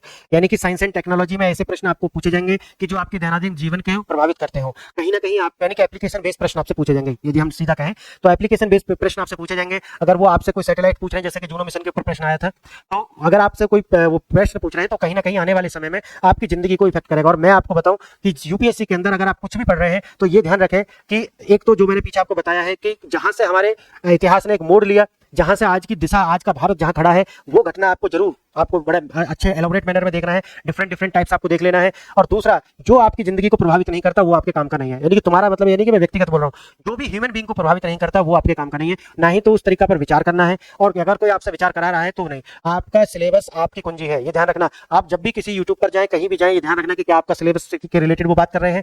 आप जिस एग्जाम की तैयारी कर रहे हैं, देखो आप कहते हैं कि एंटरटेनमेंट के लिए, ठीक है, आप मूवी देख रहे हैं, आप नाटक देख रहे हैं, ये भी जहां आपको अच्छा लगता है, लेकिन एंटरटेनमेंट के लिए ये ना करें कि फलाने की कोई वीडियो है और उस पर आप टूट के पड़ रहे हैं, 10-15 मिनट की वो वीडियो है, और आप क्या कर रहे हैं कि आपका दिमाग है ये आपका दिमाग है, कोई कचरा घर नहीं है कि कुछ भी डाल रहे हैं इसके अंदर, कि कहीं से भी कोई वीडियो आ रही है बस वो आप देखने में लगे हुए। नहीं, ये मत करो। इस दिमाग को संतुलन में लेकर के आओ, मैनेज में लेकर के आओ इसे, तभी ये आपको सफल बनाएगा। अगर आप इसके साथ खिलवाड़ करेंगे तो ये आपके साथ ऐसे खिलवाड़ करेगा कि कल ना। तो एवरीडे लाइफ को आपको इफेक्ट करे, बस इस तरीका के आपको पढ़ लेना है, इसी तरीका से आपको पढ़ना है जो आपकी दैनंदिन जीवन को प्रभावित करते हैं। दूसरा, achievements of Indians in science and technology, यानी कि भारतीयों की जो भी अचीवमेंट्स हैं साइंस एंड टेक्नोलॉजी में, वो वहां से प्रश्न आपको पूछे जा सकते हैं। इंडिजिनाइजेशन ऑफ द टेक्नोलॉजी, यानी कि कुछ ऐसी टेक्नोलॉजी है, मैंने जैसे आपको बताया था एक लेक्चर में कि भारत जो है साइंस के अंदर हम मौलिकता नहीं रखते। अब क्यों नहीं रखते, उसके बहुत सारे हिस्टोरिकल पर्सपेक्टिव हो सकते हैं। लोग अलग अलग तरीका से सोच सकते हैं कि अंग्रेजों का यहाँ शासन रहा और वो हमारे जो पुरातन ज्ञान है उन्होंने उसको नष्ट किया। और उससे पहले भी आप देखेंगे बहुत सारे आक्रांत आए, भारत पर हमला किए, और भारत की जो एक बहुत रिच समृद्धि और संस्कृति थी, एजुकेशन की जो समृद्धि थी, वो उन्होंने नष्ट कर दी। अब मैं आपको ये बता रहा था कि साइंस के अंदर हमारी जो है मौलिकता खत्म हो गई है। तो हम क्या करते हैं कि जो साइंस की एप्लीकेशन है, यानी कि टेक्नोलॉजी, उनका इंडिजनाइजेशन करते हैं, यानी कि भारतीयकरण कर लेते हैं। कहीं से भी वो टेक्नोलॉजी है तो उसका हमें क्या करना है, उसका इंडिजनाइजेशन कर लेना, अपना लेना है उसको, and developing a new technology, और नई तरीका की जो टेक्नोलॉजी है वो विकसित करनी। तो उससे प्रश्न पूछे जा सकते हैं, समझ गए आप? उससे प्रश्न आपके पूछे जा सकते हैं। जैसे कि आप उदाहरण के लिए मैं आपको बताता हूं, क्वांटम टेक्नोलॉजी। तो क्वांटम टेक्नोलॉजी का विकास कहीं भी हुआ हो, मौलिक रूप से कहीं भी, लेकिन क्वांटम टेक्नोलॉजी भारत के अंदर यूज नहीं हो रही है, अच्छे से हो रही है बस। तो इसी प्रकार से उसका इंडिजनाइजेशन कर लेना है, अपनी फॉर्म में उसको यूज करना है। इसी प्रकार से 5G, अभी आपने देखा 5G आ गया है, तो पूरी दुनिया में 5G है। तो क्या हो रहा है, उसका जो मौलिकता है किस देश के अंदर है, मौलिकता किस देश के अंदर, अमेरिका के अंदर है। तो अमेरिका के अंदर उसकी मौलिकता है, साइंस जो है वो उसके अंदर है, लेकिन क्या पूरा विश्व से यूज नहीं कर रहा है, किससे, इंडिजनाइजेशन ऑफ द टेक्नोलॉजी करके, यानी कि उसका क्या कर लेता है, अपने देश के अनुसार उसको ढाल लेता है। ठीक है, नेक्स्ट देखना, awareness in the fields of IT, यानी कि अवेयरनेस तो एक ऐसा शब्द है जिस पर मैं हमेशा बहुत ज्यादा आपको प्रेस करता हूं कि नहीं अवेयरनेस, और मैं आज फिर कहता हूं कि अवेयरनेस आपकी जिंदगी का 90% कवर कर लेता है। आप जो आज है, अगर आप बहुत बड़े इंसान हैं, इसका मतलब है कि आप में अवेयरनेस रही होगी। अगर आप बहुत छोटे इंसान हैं, इसका मतलब है कि आप में अवेयरनेस की कमी रही होगी। अवेयरनेस का मतलब है जागरूकता, अपने प्रति जागरूकता, अपने भविष्य के प्रति जागरूकता, अपनों के प्रति जागरूकता, अपने समाज, देश और अपने विश्व के प्रति जागरूकता होना, ये बहुत महत्वपूर्ण है। जागरूकता के कमी की वजह से आपके डिसीजन गलत हो सकते हैं, समझ गए? आपके डिसीजन आपकी लाइफ होते हैं, आप ये भी जानते हैं। तो कहीं ना कहीं जो अवेयरनेस है वो एक बहुत बड़ा वर्ड है, बहुत भारी भरकम शब्दों में मैं इसकी गिनती करता हूं, जागरूकता। तो इस पर मेरा हमेशा एक दबाव रहता है कि भाई जागरूक बनो, क्योंकि मैं तो ये भी बोलता हूं सिर्फ ज्ञान से IAS नहीं बनोगे, बल्कि आप जागरूक है तब आप IAS बन सकते हैं, सिर्फ ज्ञान से IAS नहीं बनने वाले, ध्यान रखना। तो कह रहा है कि awareness of the fields of IT, यानी कि इंफॉर्मेशन टेक्नोलॉजी के क्षेत्र में हमारी जो जागरूकता, space, computers, robotics, nanotechnology, biotechnology and issues relating to the intellectual property rights, intellectual property right से इससे बहुत अच्छे प्रश्न आते हैं, प्रीलिम्स के अंदर इससे प्रश्न आते हैं, प्रीलिम्स में भी इससे प्रश्न बहुत सारे पूछे जाते हैं। 14 पॉइंट देखना, कंजर्वेशन, एनवायरमेंट, ये अलग है। तो अब हम देखने वाले हैं 3 पॉइंट, इनसे किस प्रकार के जो प्रश्न है वो आपसे पूछे गए हैं, यानी कि 11, 12 और 13। ये जो पॉइंट है ये किससे है, साइंस एंड टेक। 6 वाला प्रश्न देखना आप एक बार, आप अपना अंतरिक्ष केंद्र करने को लेकर भारत की क्या योजना है और यह हमारे अंतरिक्ष कार्यक्रम के लिए किस प्रकार लाभप्रद होगी। प्रश्न में पूछ रहा है कि भारत की अपनी स्वयं के एक अंतरिक्ष केंद्र प्राप्त करने की योजना है, कि हम भी अपना एक स्पेस स्टेशन चाहते हैं। और आप जानते होंगे कि स्पेस स्टेशन अपनी एक उनकी उपयोगिता है, और आज अगर आप विश्व में एक स्थान बनाना चाहते हैं, अपनी एक धाक जमाना चाहते हैं, तो फिर आपको इस प्रकार के इन्वेस्टमेंट करने होंगे। और ये एक अलग डिबेट है, मैं जब आऊंगा तब मैं एक अलग तरीका से डिबेट करेंगे। अगर भारत के अंदर इस तरह की भुखमरी अभी भी है ना, जो रिपोर्ट बताती है, अब सत्य है या असत्य है वो जान सकते हैं। तो वो कहती है कि भारत के अंदर अभी भी हंगर इंडेक्स में भारत बहुत नीचे है। तो अगर ऐसा है, ठीक है, तो आप क्या हम अंतरिक्ष केंद्र बनाने का विचार कर सकते हैं? अगर हम एक इंटेलेक्चुअल है, एक बौद्धिक व्यक्ति है, तो क्या हम इस बात को नहीं सोच सकते। तो अभी हम इस प्रश्न पर देखेंगे और आगे चल करके देखेंगे कि हम बहुत अच्छे से विचार करने वाले हैं। इन सभी बातों पर आपके दिमाग की बत्ती जला देंगे, आपका दिमाग खोल कर रख देंगे, फिर आप अलग तरीका से सोचना, क्योंकि व्यक्ति की सोच व्यक्ति को व्यक्ति से अलग बना देती है। तो आपकी अगर सोच अलग है, अरे किताबों में क्या है साहब, किताब तो बहुत है, मार्केट में किताब ही किताब है, और हर किताब में जो कंटेंट है वो 90% सेम है। 90% तक कितनी भी डिफरेंट बुक लिखा हो, ध्यान रखना इस बात को, बुक कितना भी अलग लिखा हो, लेकिन 90% सेम होती है। और अगर सिमिलरिटी है तो 99% सेम होती है। ऐसा मत समझना कि मैं इस राइटर की किताब लेकर या इस पब्लिकेशन की किताब ले लूं और इस पब्लिकेशन की किताब ले लूं तो मेरे पास बहुत नहीं। आप मात्र 9 या 10% ही कुछ अलग से ला पाए हैं, और उसके लिए फिर आपको उतना ही समय कंट्रीब्यूट करना पड़ेगा जितना आपने पहले विषय पे किया। तो ये सब कुछ ध्यान रखना चाहिए आपको। ये सब कैलकुलेशन है, ये कैलकुलेशन आप कर लेंगे तो आप समझदार इंसान है, जागरूक इंसान है, यही तो जागरूकता है। तो हम देख रहे थे कि भारत की अपना स्वयं का अंतरिक्ष बनाने की योजना है। क्या यह योजना और हमारे अंतरिक्ष कार्यक्रम को यह किस प्रकार लाभ पहुंचाएगी? तो लाभ तो पहुंचाएगी, जैसे कि मैंने अभी 2-3 पॉइंट्स आपको बनाए हैं कि भारत जो है अगर अपना डंका बजाना चाहता है, पूरे विश्व के अंदर अपनी धाक दिखाना चाहता है, तो इस प्रकार के इन्वेस्टमेंट करने होंगे। और ये कड़वी दवाई है, लेनी होगी। इसके बावजूद कि हमारी स्थिति अभी इस प्रकार से नहीं है, अभी हमें जरूरत है कि अपनी एजुकेशन पर, क्योंकि एजुकेशन के अंदर आपने एसर की रिपोर्ट पढ़ी होंगी, एसर की प्रथमा जो एनजीओ है उसका एक ऐसा रिपोर्ट आती है, तो उसकी रिपोर्ट आपने पढ़ी होंगी। वो कहते हैं कि 5वीं के बच्चे पर पहली के क्वेश्चन पढ़ने नहीं आते, फर्स्ट क्लास की जो एक स्किल्स होती है वो भी उनके अंदर इनकलकेट नहीं है। अगर ऐसी स्थिति है तो कितनी भयावह स्थिति है। और ये दिल्ली जैसे स्टेट की बात बता रहा हूँ, कोई मैं ऐसा मत बोलना कि मैं बिहार की बात बता रहा हूँ या किसी ईस्टर्न यूपी के और की बात बता रहा हूँ जो थोड़ा पिछड़ा हुआ इलाका है, उसकी बात मैं नहीं कर रहा हूँ, मैं दिल्ली की बात कर रहा हूँ। अगर ये स्थिति है तो भयावह है। तो आप इस प्रश्न को किस प्रकार से देख सकते हैं, जैसा मैं आपको बताया कि आप इस तरीके से सोच सकते हैं कि अंतरिक्ष केंद्र का ऐसे अंतरिक्ष आधारित कृत्रिम उपग्रह से है जो अंतरिक्ष आधारित परीक्षणों के लिए स्थायी केंद्र के रूप में कार्य करेगा। यानी कि आप जैसे कि अभी रसिया, अमेरिका अभी सबने बनाया हुआ, चाइना अपना बना रहा है, तो भारत भी अपना बनाएगा। तो वो कह रहा है कि वहां पर हमारे साइंटिस्ट रुक सकते हैं और वहां रुक करके ऊपर के जो भी वो देखते हैं उनको अवलोकन कर सकते हैं, क्योंकि नीचे से और ऊपर से अंतर है। मैं आपको एक छोटा सा एग्जांपल देता हूँ। अगर आप अभी नीचे यहाँ पर रह रहे हैं, आपने देखे होंगे कि जितनी वैधशालाएं हैं वो आखिर पहाड़ों पर क्यों बनाई जाती है। देखा है ना आपने, जो भी वैधशालाएं होती है जहाँ तारों का निरीक्षण हम करते हैं, उनकी गति का निरीक्षण करते हैं, तो वहां पर हम क्या करते हैं, हम पहाड़ों के ऊपर तो स्थापित करते हैं, क्योंकि 2-3 रीजन है। एक तो कारण है कि वहां पर जो वाइब्रेशन है वो कम है, पहली चीज तो ये भी है। दूसरा है कि एक जो जैसे हम बोलते हैं कृत्रिम लाइट वो कम है, और तीसरा जो सबसे महत्वपूर्ण है वो है पोल्यूशन। नीचे है तो पोल्यूशन ज्यादा है, तो आपका जो सेंसर है उस तरीका से वो कैच नहीं कर पाएंगे। अगर आप पहाड़ी पे जाएंगे तो वहां पर आपको पोल्यूशन भी कम मिलेगा और नॉइस पोल्यूशन भी कम मिलेगा, साथ ही साथ जो वाइब्रेशन करता है, और कृत्रिम लाइट जो है यानी कि लाइट पोल्यूशन भी। तो पोल्यूशन इसके केंद्र में है, आप ऐसा मान सकते हैं। तो आप इस प्रश्न को किस प्रकार से एड्रेस करेंगे मैं आपको बताता हूँ। आप इसमें इस तरीके से समझ सकते हैं कि अंतरिक्ष जो केंद्र होते हैं, अंतरिक्ष केंद्र का आशय ऐसे अंतरिक्ष आधारित कृत्रिम उपग्रह से है जहां हमारे वैज्ञानिक रह करके स्थायी रूप से कार्य करेंगे। वर्तमान में भारत अंतरराष्ट्रीय अंतरिक्ष केंद्र की सहायता से अंतरिक्ष आधारित परीक्षणों को अंजाम देता है। परीक्षण वहां पर करने हैं। भारत अब स्वयं का अंतरिक्ष केंद्र स्थापित करने की दिशा में प्रयत्नशील है, ऐसा बोल सकते हैं आप। भारत ने गगनयान जैसे कि मानव युक्त अंतरिक्ष प्रेक्षण की स्थापना के लिए 2022 तक का समय सीमा निर्धारित की थी, हालांकि अभी तो हो नहीं पाया, की थी, जिसके बाद अंतरिक्ष केंद्र की स्थापना का मार्ग प्रशस्त हो सकता था, ऐसा आप लिख सकते हैं। लेकिन अभी वो कार्यक्रम आगे नहीं बढ़ पाया है, और ये बातें अभी सिर्फ क्या है, हवाई में है ये सारी बातें। आगे आप इस तरीके से कह सकते हैं, आप बोल सकते हैं कि जैसे निम्नलिखित लाभ हमें उससे हो सकते हैं। पहला, भारत में लो ग्रेविटी परीक्षणों को करने की जो क्षमता भारत अंतरिक्ष में लो ग्रेविटी परीक्षणों को करने में सक्षम होगा, यानी कि लो ग्रेविटी के कुछ परीक्षण होते हैं उनको भी हम कर पाएंगे। अब मैंने आपको बताया कि ये तो एक पॉल्यूशन की बात थी जो हम पहाड़ों पर जाकर कर रहे थे, ग्रेविटी में अंतर आता है, ये ध्यान रखना। लेकिन अगर हम पृथ्वी से ऊपर जाते हैं तो वहां पर ग्रेविटी कम हो जाएगी, तो वो परीक्षण हम कर पाएंगे जो लो ग्रेविटी में होते हैं। दूसरा, बाह्य अंतरिक्ष में शोध कार्य करने में आत्मनिर्भरता बन जाएगी, जैसे कि आपने बताया कि अभी हम दूसरों पर निर्भर है, आत्मनिर्भर होना बहुत जरूरी है। इसी तरह से जो भारतीय अंतरिक्ष एजेंसी की वैश्विक विश्वसनीयता में वृद्धि होगी, यानी कि जो हमारी विश्वसनीयता है कि हमें डंका बजाना है कि यार हम भी कुछ कर सकते हैं वो, और एक आर्थिक लाभ तो वाणिज्यिक लाभ तो होगा ही, क्योंकि हमें कार्य मिलना शुरू हो जाएगा। हमारी जो अंतरिक्ष एजेंसी है ना, इसरो जैसी, उसको जो है अंतरिक्ष भी एक एजेंसी है, ध्यान रखना, वो उसकी वाणिज्यिक शाखा है, तो उनको काम मिलना प्रारंभ हो जाएगा। और भी बता सकते हैं भारत जो है अत्याधुनिक अंतरिक्ष तकनीकों का विकास कर सकेगा, इससे भी लाभ होगा। और बता सकते हैं कि भारत में अंतरिक्ष तकनीक प्रगति भविष्य में समृद्ध होगी, और देश अंतरिक्ष युद्ध, अगर आप देख सकते हैं एक चीज और कि आने वाले समय में विश्व के अंदर अंतरिक्ष युद्ध भी हो सकते हैं। अगर आप देखेंगे चाइना जैसे जो देश है वो इसकी भी रणनीति पर है कि युद्ध जो है वो स्पेस में, और स्पेस में कैसे युद्ध होते हैं आपको पता है कि सभी देशों की जो सैटेलाइट्स है वो कहाँ पे है, वो अंतरिक्ष में है। अंतरिक्ष में आपकी जो सैटेलाइट्स है, अगर कोई दूसरा देश एक प्रोटोटाइप्स बना करके ऐसी सैटेलाइट, और आपकी सैटेलाइट जो है उनको हट करता है, उनको क्षति पहुंचा देता है, तो आपका जितना भी वर्क अभी हो रहा है ना नीचे, आप जो देख रहे हैं जितना मेट्रो, एरोप्लेन, ये सब जो चल रहे हैं, ये कहाँ से सेंसर है, ये सारे के सारे सैटेलाइट्स हैं। तो ये एक साथ ही आपको इतना बड़ा नुकसान होने वाला है कि उसका आप अंदाजा भी नहीं लगा सकते। आपकी पनडुब्बी, अगर आप वहां जाकर के उनको क्या कर देते हैं, क्षति पहुंचा देते हैं, तो आपकी रीढ़ टूट जाएगी, और आप युद्ध यदि हो रहा है तो वो हार जाएंगे। तो आने वाले समय में अंतरिक्ष युद्ध की जो संभावना है उससे इंकार नहीं कर सकते। अगर भारत इसको नहीं करता है तो बहुत पीछे रह जाएगा। इस तरीके से आप बात कर सकते हैं, 5-6 कारण आप गिना सकते हैं। अगर आप मेरे साथ तैयारी करके चलते हैं तो इतना कुछ आपको बता देने वाला हूं कि आने वाला न्यूज़पेपर, कल का न्यूज़पेपर आप आज बता देंगे क्या छपने वाला है। 90% न्यूज़पेपर आज ही बता देंगे कल क्या छपेगा उसमें।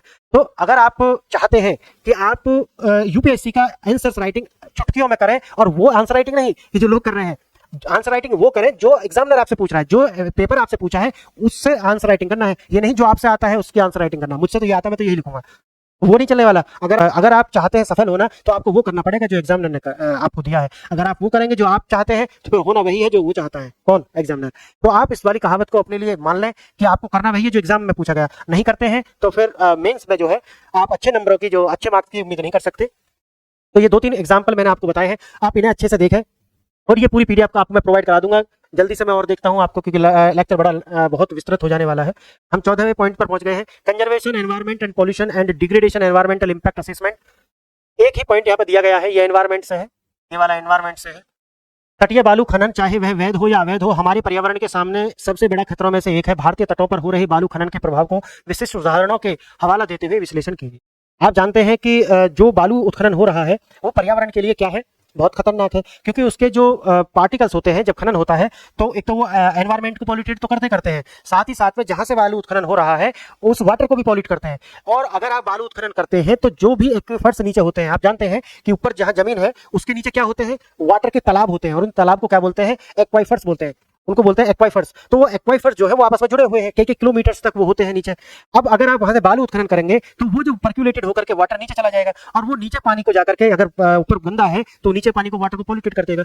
आप जानते होंगे कि गवर्नमेंट ऑफ इंडिया ने इस तरह की भी गाइडलाइंस जारी की है। पहले लोग क्या करते थे कि जितनी कंपनी होती थी वो एक होल कर लेते थे, और जो भी कंपनी का गंदा पानी था वो नीचे डाल देते थे। इस तरह के भी लोग हैं समाज के अंदर, आप समझ सकते हैं, इतने संवेदनहीन लोग समाज में एग्जिस्ट करते हैं। उन्हें पता है, और ऐसा नहीं वो जानते नहीं, पानी तो जमीन में से आता है। अगर वो ये कहते हैं कि हम तो ये सोचते हैं कि यहीं किसका पानी यहीं का आएगा, अरे ऐसा नहीं है, वो कई किलोमीटर तक होते हैं। आने वाले पानी कहां से निकालेंगे आप, वो भी नीचे से निकाल लें, आप डाल भी नीचे ही रहे हैं, समझ गए आप। तो इस तरीका की मंदबुद्धिता भी है लोगों के अंदर।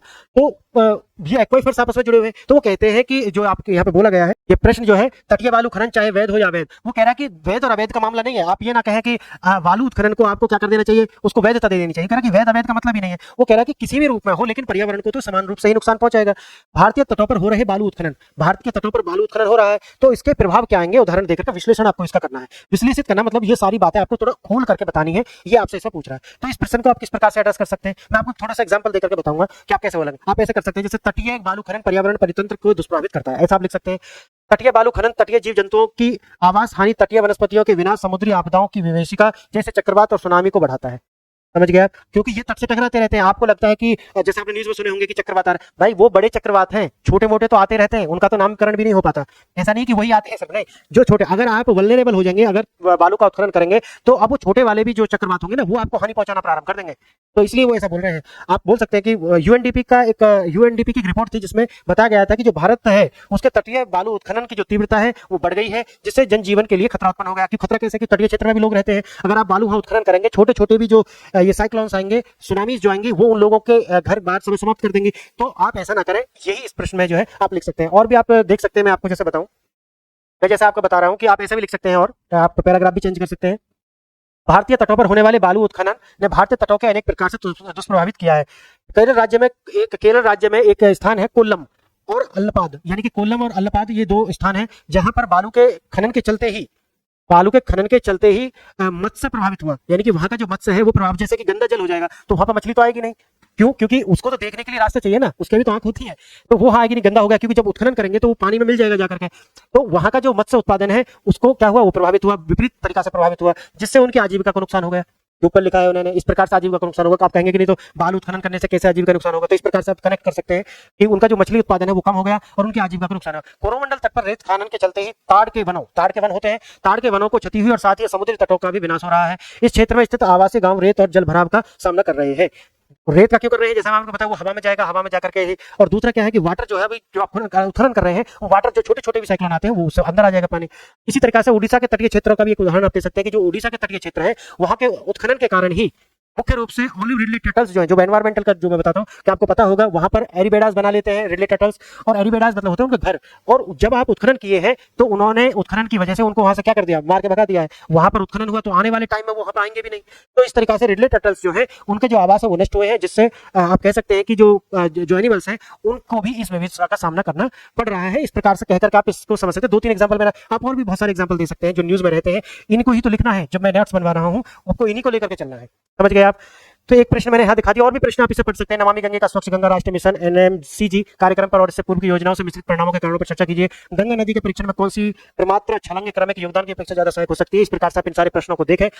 और जैसा कि मैंने आपको बताया मेरा प्रोजेक्ट है, प्रीलिम्स के बाद में एक एक प्रश्न को चुन चुन के करेंगे, चुन चुन के अलग अलग डायमेंशन से करने वाले हैं, दोनों भाषाओं में करने वाले हैं। ये मैं समझ रहा कि मैं सिर्फ हिंदी में कराऊंगा, इंग्लिश में भी साथ ही साथ कराऊंगा, दोनों भाषाओं में ये कराने वाले हैं। पर मेरा जो ज्यादा जो रुझान है वो हिंदी को लेकर के है, लेकिन हम इंग्लिश के साथ में भी भेदभाव नहीं करेंगे, लगातार कराएंगे, उसका भी साथ में लेकर के। आगे हम सिलेबस देखते हैं। फिर सिलेबस में देखना आपको 15 point disaster management and disaster management 15 point है। डिजास्टर एंड डिजास्टर मैनेजमेंट इसका देखना एक बार, इसका भी प्रश्न हम देख लेते हैं। इससे एक ही पॉइंट है, डिजास्टर मैनेजमेंट से एक ही पॉइंट आया है। इसका प्रश्न देखते हैं किस प्रकार से इसमें पूछे जाते हैं। सिलेबस में जाते हैं और डिजास्टर मैनेजमेंट के अंदर जाते हैं। डिजास्टर मैनेजमेंट के अंदर जाते हैं, देखना किसी भी आपदा प्रबंधन की प्रक्रिया में आपदा की तैयारी पहला कदम है। बताइए कि कैसे भूस्खलन के मामले में हैजार्ड जोनेशन मैपिंग आपदा न्यूनीकरण में मदद करेगी। वो आपसे पूछ रहा है कि आपदा प्रभावों के लिए लोगों के लिए उसके खतरों को परिभाषित, यानी कि जहां जो आपदा आप जानते होंगे, एनडीएमए की वेबसाइट पर आप जाएंगे, नेशनल डिजास्टर मैनेजमेंट अथॉरिटी, आपको पहले लोग जो है उन्हें बताना पड़ेगा कि किस तरह के आपदा जोखिम आपको प्रभावित कर सकते हैं। आप उनके अंदर क्या लाएं, अवेयरनेस लेकर के आए, पहली बात है। और दूसरा उन्होंने कहा कि एक तकनीक है जिसे हम कहते हैं, एक तकनीक है जिसका नाम है hazard zonation mapping. Hazard zonation mapping मतलब है ऐसे स्थान जहां पर खतरा है उसकी मैपिंग हम पहले ही कर लेते हैं, तो वो जो है आपको जो आने वाले समय में बहुत ही लाभ पहुंचाएगा। इससे आप जान माल की हानियों से बच सकते हैं। तो ये प्रश्न आप देख सकते हैं कि किसी भी आपदा प्रबंधन प्रक्रम में आपदा की तैयारी का पहला कदम होता है भूस्खलनों के मामले में स्पष्ट कीजिए कि संकट अनुमानन, इसका हिंदी में बोलेंगे संकट अनुक्षेत्रण मानचित्र किस प्रकार से आपदा अल्पीकरण में सहायक हो सकता है। तो आप इसे किस प्रकार से एड्रेस कर सकते हैं प्रश्न को, आप इस तरीके से बता सकते हैं कुछ इसमें। आपदा प्रबंधन आपदाओं के प्रभावों को कम करने के लिए किया जाता है, आपको पता है, पहली लाइन हिसाब से लिख सकते हैं। आपदा प्रबंधन के दो महत्वपूर्ण पहलू हैं, पहला है आपदा पूर्व उपाय और दूसरा है आपदा पश्चात उपाय, यानी कि आपदा के पश्चात जो उपाय आप करेंगे वो और जो पहले आप करेंगे वो दोनों। आपदा पूर्व प्रबंधन में आपदा से बचाव की तैयारी के लिए जो कदम उठाए जाने चाहिए वे हैं, और आपदा से के बाद में जो है जो आप एक्शन लेते हैं वो है। भविष्यवाणी करना भी आपदा प्रबंधन का पहला वाले ही चरण में आ जाएगा, भविष्यवाणी आप कर सकते हैं। आपदाओं से निपटने के लिए लोगों को जागरूक कर सकते हैं और इसके प्रभावों को कम करने के लिए सुरक्षा उपाय उन लोगों को सुझा सकते हैं। आपदा प्रबंधन स्थानिक हो सकता है, प्रादेशिक और अंतर्राष्ट्रीय स्तर पर भी किया जाता है, आप ये समझते हैं। आप इससे और बता सकते हैं कि इसके क्या क्या खतरे हो सकते हैं। इसमें बहुत सारे खतरे हैं, जैसे आप बोल सकते हैं खतरा जोखिम और संवेदनशीलता आकलन कर सकते हैं इस वाली मैपिंग के अंदर। कौन सा है ये वाला हैजार्ड जोनेशन मैपिंग। इसके अंदर आप क्या क्या करते हैं हैजार्ड जोनेशन मैपिंग के अंदर, पहला आप करते हैं कि खतरा जोखिम संवेदनशीलता का आकलन करते हैं, दूसरा आप प्रतिक्रिया तंत्र का रणनीतियां विकसित करते हैं, तीसरा समन्वय करते हैं, चौथा सूचना प्रबंधन, पांचवा प्रारंभिक चेतावनी प्रणाली, सिक्स्थ संसाधन चेतावनी प्रणाली, और सातवां आप करते हैं संसाधन जुटा लेना। और 8 पॉइंट में किसी भी आपदा के प्रभाव को तीव्रता या परिणाम का आकलन करना, यानी कि क्या कितनी तीव्रता का जो ये भूकंप या सुनामी ये हो सकती है उसका, और पुनर्वास और पुनर्निर्माण, यानी कि उन लोगों को वहां से रिहेबिलिटेट किधर आप करेंगे, ये आपको इसमें सब में शामिल है। आप कुछ ऐसा कह सकते हैं वैज्ञानिकों के अनुसार भारी बरसात, भूकंप या मानवीय गतिविधियों के कारण भूस्खलनों की घटनाएं होती रहती हैं। हमारे देश का लगभग 15% क्षेत्र भूस्खलन क्षेत्र के अंतर्गत आता है।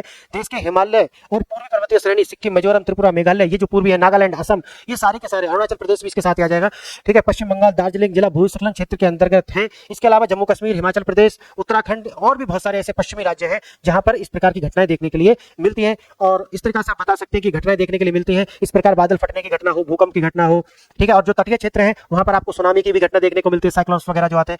इस प्रकार से अगर आप ये सब कर लेते हैं तो आपको इससे रिड्रेसल करने में बहुत मदद मिलने वाली है। इस प्रकार से आप कह करके अपने इसको खत्म कर सकते हैं आंसर को। मैंने आपको मोटी मोटी बातें बताई हैं, लेकिन जब हम कराएंगे तो फिर इसे बड़ी व्यवस्थित रूप से कराने वाले हैं। तो ये आप और देख सकते हैं। देखना एक प्रश्न और है, आपदा प्रभावों को परिभाषित करने और लोगों के लिए इसके खतरों को परिभाषित करने में भेद्यता आवश्यक तत्व है। कैसे और किन तरीकों से आपदा के प्रति भेद्यता का वर्णन किया जा सकता है? आपदाओं के संदर्भ में विभिन्न प्रकार की भेद्यता पर चर्चा कीजिए।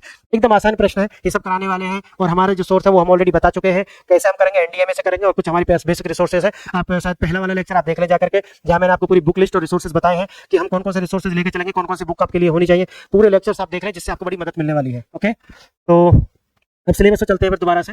हमने 15 पॉइंट तक देख लिया था, आप 16 पॉइंट देखना। Linkage between development and spread extremism, ये इंटरनल सिक्योरिटी से। दूसरा, role of the external state and non state actors in the creating a challenge in the internal security, to the internal security through the communication network, role of media and social media networking sites in that internal security challenges, basic of the cyber security, money laundering and its prevention. Next देखना है security challenges and their management in the border area, linkage of the organised crime and terrorism. और 20 देखना है various security forces and agencies in their mandate. ये जो 5 point है, यहाँ से आप देखेंगे ये वाले जो 5 पॉइंट है, ये किससे है? इंटरनल सुरक्षा यानी कि इंटरनल सिक्योरिटी से। इंटरनल सिक्योरिटी, इंटरनल सिक्योरिटी से ये 5 पॉइंट है, हम देखेंगे ये सारे। मैं आपको एक बार समझा देता हूँ। Linkage between development and spread extremism, यानी कि ऐसा मानते हैं कि डेवलपमेंट की वजह से एक्सट्रीमिज्म होता है। ये बात कहीं तक सत्य है, लेकिन क्या ये पूर्णतः सत्य है? नहीं, ये पूर्णतः सत्य नहीं है। जो मैंने आपको भी बताया, अवेयरनेस की कमी, जागरूकता की कमी है। ये नहीं है कि अगर डेवलपमेंट नहीं है तो एक्सट्रीम में चले जाएंगे, नहीं, ये गलत है। डेवलपमेंट एक अंग हो सकता है, लेकिन पूर्णतः ये नहीं कह सकते कि डेवलपमेंट नहीं है तो लोग एक्सट्रीम हो जाएंगे, नहीं, ये सत्य नहीं है। हम देखेंगे इसका पर्सपेक्टिव क्या है। Role of external state and non state actors, आप जानते होंगे एक्टर्स, नॉन स्टेट एक्टर्स का मतलब यह है कि अगर राज्य प्रायोजित आतंकवाद है तो उसे बोलेंगे स्टेट एक्टर्स हैं, वो लोग जो आतंकवादी को प्रमोट करते हैं। जैसे उदाहरण के लिए पाकिस्तान को बोला जाता है, भारत मानता है कि जो पाकिस्तान है वही एक ऐसा स्टेट है जो भारत के अंदर टेररिस्ट एक्टिविटीज कराता है, और ये बात सत्य भी है।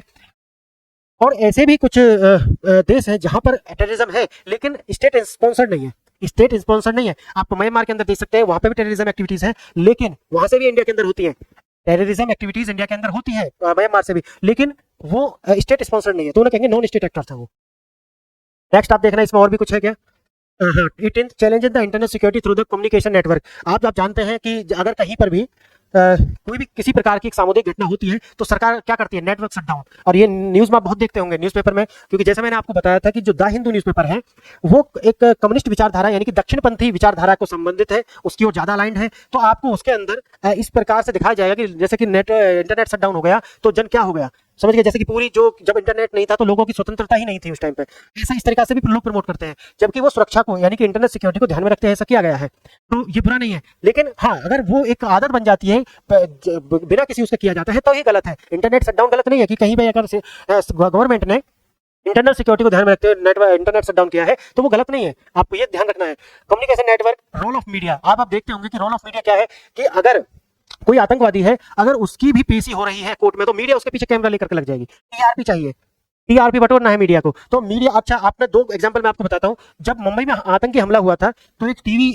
था जिसका नाम था एनडीटीवी, उसके रिपोर्टर्स वहां पर दिखा रहे थे, वहां पर वो दिखा रहे थे कि देखो अभी यहाँ पे है, यहाँ पे, और वो जो आतंकवादी पाकिस्तान में बैठे हुए थे वो उसकी लोकेशन दिखा रहे थे वहां पर कि ये यहाँ पर है पुलिस वाले और जिनका सिस्टम यहाँ पर है। तो ये है रोल ऑफ मीडिया, समझ गए आप? और यही गलती उन्होंने फिर कश्मीर के अंदर जाकर के की थी। तो ये आप देख सकते हैं कि इस तरीके की रोल ऑफ मीडिया बहुत बड़ी होती है परसेप्शन क्रिएट करने के लिए। और आप जानते होंगे कि राजनीति ही नहीं, ये दुनिया परसेप्शन पर चल रही है, अनुमान पर चल रही है कि आपका जो विचार है ना वो बना देती है ये मीडिया। तो आपकी जो मीडिया है वो आपका विचार बनाते हैं और आपका विचार आपको बनाते हैं।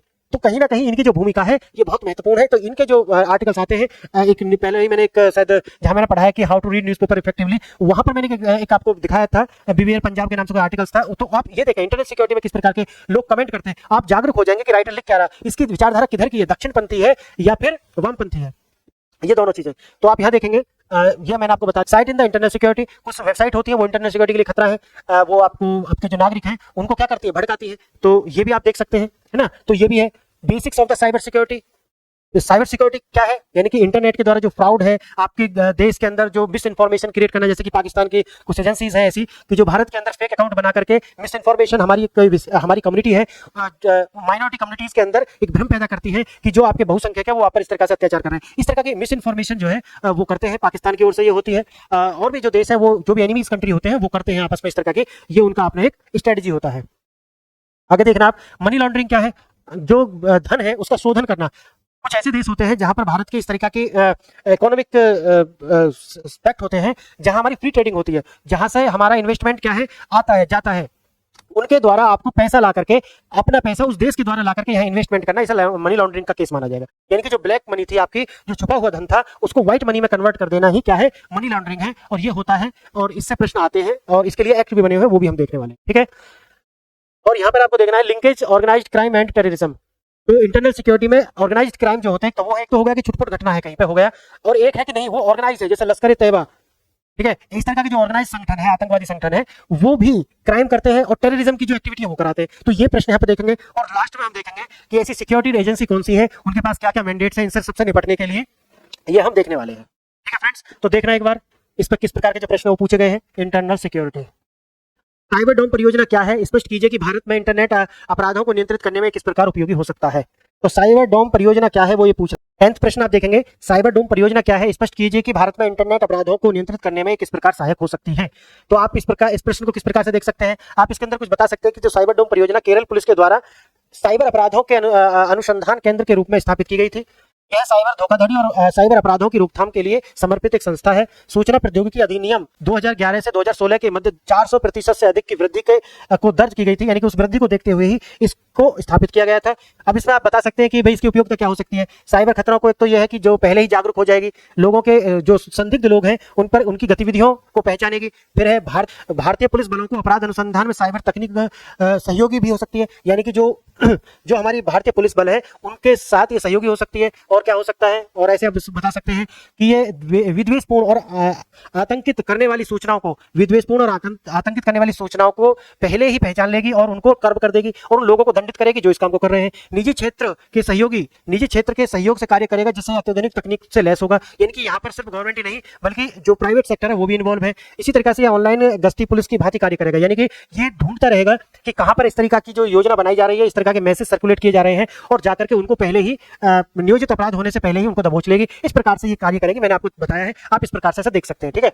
हम एक और देखेंगे यहाँ पे, जम्मू और कश्मीर जमात इस्लामी पर पाबंदी लगाने से आतंकवादी संगठनों को सहायता पहुंचाने में ओवरग्राउंड वर्कर्स यानी कि GWS की भूमिका का ध्यान केंद्र बन गई है। उग्रवाद प्रभावित क्षेत्रों में आतंकवादी संगठनों को सहायता पहुंचाने में ओवरग्राउंड वर्कर्स द्वारा निभाई जा रही भूमिका पर परीक्षण कीजिए। ओवरग्राउंड वर्कर्स के प्रभाव को निष्प्रभावित करने के उपाय सुझाइए। कुछ लोग ऐसे होते हैं जो ओवरग्राउंड वर्कर्स हैं, कुछ कमजोर लोग होते हैं जिन्हें डराकर, धमकाकर, पैसे का लालच देकर उनसे काम कराया जाता है। उनको इसको कोई भी घटना है उसे अंजाम देने के लिए उनसे बोला जाता है। वो पेशेवर नहीं होते, ये ध्यान रखना, वो पेशेवर अपराधी नहीं है, लेकिन किसी डर से ये कह दिया होगा कि तुम्हारे परिवार को मार देंगे अगर ये काम नहीं करेंगे। तो ऐसे जो लोग हैं उनसे ये काम कराना जो है ओवरग्राउंड वर्कर्स उन्हें बोल रहे हैं। अब वो ये कह रहे हैं कि भाई इससे कैसे बचा जाए, क्योंकि ये लश्कर ए तैयबा एक संगठन उन्होंने बताया है, इस जमात इस्लामी, इस पर पाबंदी लगाई गई और ये आतंक की घटनाओं को अंजाम देता है। तो आप क्या सुझाएंगे कि ये जो ओवरग्राउंड वर्कर्स से काम लेता है इसे हम कैसे कर्ब करें, इसके विषय में ये जो प्रश्न है वो आपसे पूछा। तो हम यहाँ पे क्या देख सकते हैं, इस प्रश्न के अंदर हम क्या देख सकते हैं, आप ऐसा बोल सकते हैं कि भूमि उभरी कार्य करता है, यानी कि ओवरग्राउंड वर्कर्स जो होते हैं व्यक्तियों का समूह होता है जो आतंकवादी और अन्य उपद्रवी तत्वों की सहायता प्रदान करते हैं। उनके द्वारा आतंकियों के लिए ऐसी गतिविधियों को अंजाम दिया जाता है जिसके लिए सतह पर आना आवश्यक होता है। ये आतंकियों की सहायता के लिए निम्न कार्य कर सकते हैं। आप पहले बता सकते हैं और भी लिख सकते हैं, जैसे मैंने आपको बताया कि वो ऑर्गेनाइज क्राइम नहीं करते, बल्कि उनको किसी भी प्रकार से नहीं कि कमजोर होते हैं तो डराकर, धमकाकर या लालच के द्वारा उनको जो है इस कार्य के लिए जो है उकसाया जाता है। और वो क्या कर सकते हैं, जैसे गुप्त सूचना आदान प्रदान कर सकते हैं कि भाई क्या हो रहा है बाहर, ठीक है। ये छिपे आतंकियों के लिए सामग्री यानी खाने का ये सब पूर्ति करा सकते हैं। पुलिस के पहरे और सतर्कता संबंधी पुष्टि किया जा सकता है कि पुलिस कहां दबिश दे रही है, उससे रिलेटेड यदि उन्हें पता है तो ये आतंकियों के लिए वैचारिक प्रचार और नई भर्तियों के लिए भी ये काम कर सकते हैं। ये मार्गों और प्रतिष्ठानों के नक्शे आदि भी उनको इनकी सूचना भी पहुंचाते हैं, खाने की सामग्री और जितना भी इनसे हो सकता है जो एक आतंकवादियों को अपनी गतिविधि को करने के लिए चाहिए वो ये करते हैं। इनके लिए उपाय क्या सुझा सकते हैं आप, जैसे कि मैं कुछ आपको उपाय बता सकता हूं, जैसे समाज में द्वेष तथा असंतुष्टि के कारकों की पहचान कर, यानी कि जो ये लोग हैं क्या ये असंतुष्ट है, ये डरे हुए हैं, आप पहले उन्हें पहचान लें कि हम उन लोगों को अगर इससे जिसके कारण वो ये काम कर रहे हैं उन कारणों को हम पहचान लेते हैं तो उनको बचाया जा सकता है इससे। और क्या आधुनिक तकनीक, वो भी सर आपको बताया मैं, उनको ट्रैकिंग कर सकते हैं, RFID का भी सहारा हम ले सकते हैं। और सामाजिक तनावों को, सामाजिक तनाव जैसे लैंगिक, जातिगत, धार्मिक मतभेदों को दूर करने का प्रयास करना चाहिए। सूक्ष्म और प्रभावी आसूचना तंत्र स्थापित करके, यानी कि सक्षम और प्रभावी आसूचना तंत्र स्थापित करके भी इस पर रोक लगाई जा सकती है। और भी बहुत सारे एग्जाम्पल आप दे सकते हैं। इस प्रकार से आप इसका जो है एड्रेस कर सकते हैं इस प्रश्न को। तो आपको मैंने यहाँ पर कुछ प्रश्न दिखाए, ये सारे प्रश्न आपको मिल जाने वाले हैं, आप देख लेना। अभी भी आप देखेंगे लेक्चर बहुत ज्यादा लंबा हो गया है, लोग बहुत लंबा लेक्चर देखने में थोड़ा झिझकते हैं कि इतना लंबा लेक्चर कैसे देखें, लेकिन मेरी मजबूरी है क्योंकि 20 पॉइंट्स इसके अंदर थे और 20 के 20 पॉइंट्स मुझे एड्रेस भी करने थे, साथ में उनका मैं आपको सिलेबस भी दिखाना था। आप पूरी यूट्यूब के ऊपर एक भी ऐसा वीडियो नहीं देखेंगे कि जिसमें इतने एलोबरेट तरीका से, इतने सूक्ष्म तरीका से आपको सिलेबस का विश्लेषण किया गया हो। ये सब्जेक्ट, ये जो विश्लेषण है, ये सारे विश्लेषण का बाप है, आप समझ सकते हैं। तो यहाँ आप अगर ये विश्लेषण आपने देख लिया, अब और कोई विश्लेषण देखने की शायद आपको जरूरत कभी ना पड़े। तो फ्रेंड्स, आपने ये लेक्चर यहाँ तक देखा, इसके लिए बहुत बहुत धन्यवाद। नमस्कार।